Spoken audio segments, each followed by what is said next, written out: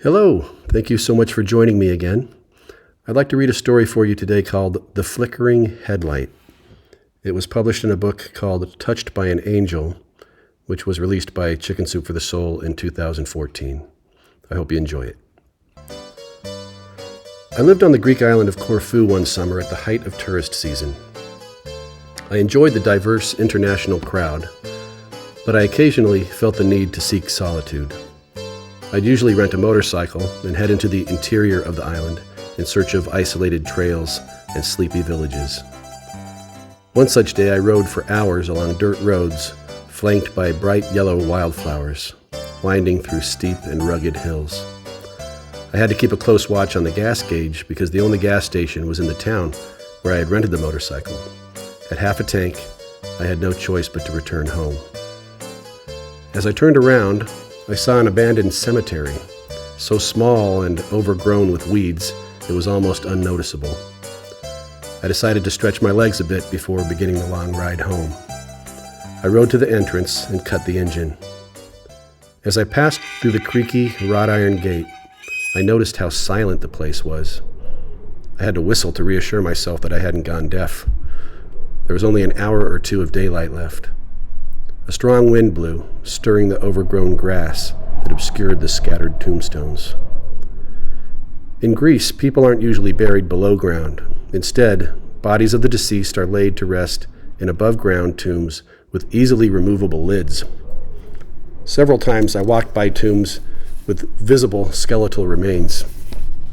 I found this very disturbing. Where I come from, Los Angeles, California, death is sanitized and brushed away quickly so as not to make anyone uncomfortable. The head of the tombs have small cabinets that contain a photograph of the deceased. This tugged at my heart more than anything else, to see the faces of the people buried there as they were in life, their warm smiles and the kindness in their eyes. I spent a long time wandering around, kneeling in the grass next to the graves, talking to the people lying there, and wondering about their lives. At the back of the cemetery, a tomb twice as large as any of the others caught my eye. When I looked inside the cabinet, I found out why. It held a photograph of a young couple, arm in arm, smiling widely. The date of their deaths, etched in the stone, were identical. Apparently they had died together in an accident of some kind. Roads on Greek islands are mostly unmarked and can be very dangerous. They had been laid in each other's arms inside the tomb. I can't begin to relate all the feelings I had while looking at that picture of them together, bursting with youthful energy, their eager smiles full of excitement and anticipation of their lives together. A line from a poem by Andrew Marvell crossed my mind.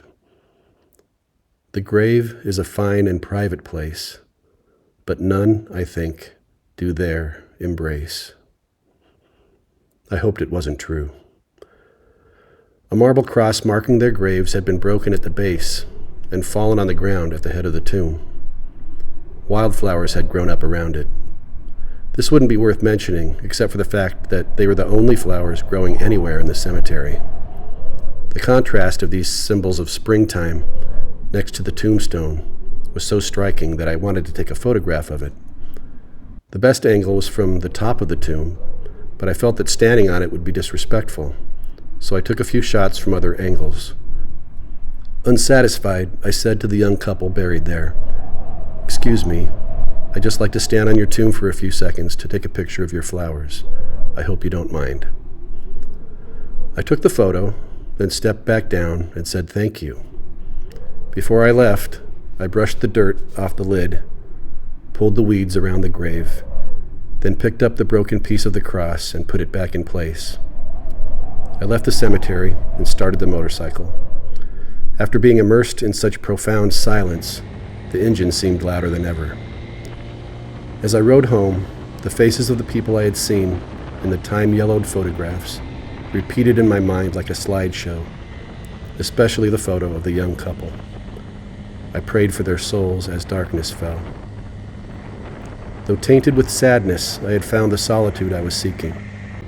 There was peace in the old cemetery, but it was a dark peace, and I was anxious to get back to the resort and to life. As it got darker, I reached for the headlight switch and discovered that it didn't work. That meant I would have to ride home through winding, often treacherous dirt roads with only the faint starlight to guide me. At one point, I was riding up a very steep hill, unaware that the road leveled and turned abruptly just beyond the peak. A steep cliff awaited anyone who didn't negotiate the curve correctly.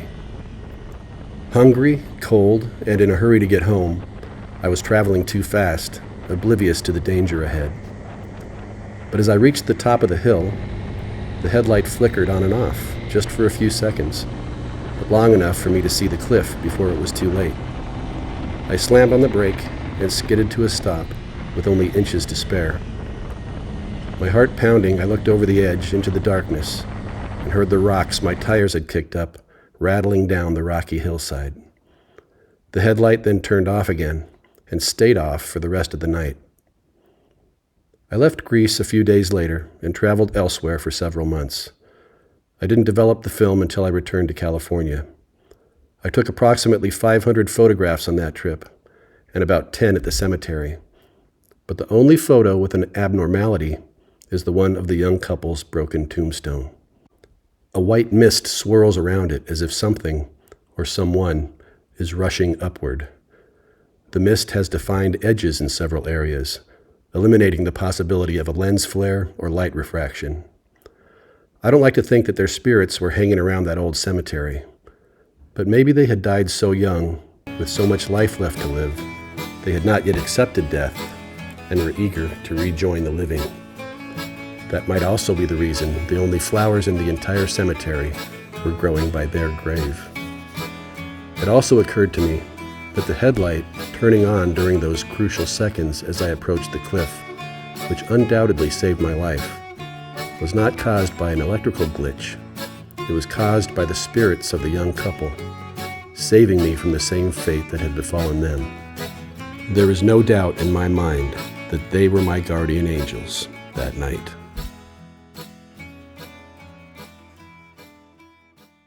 Hey, thank you so much for listening. I hope this story entertained and inspired you.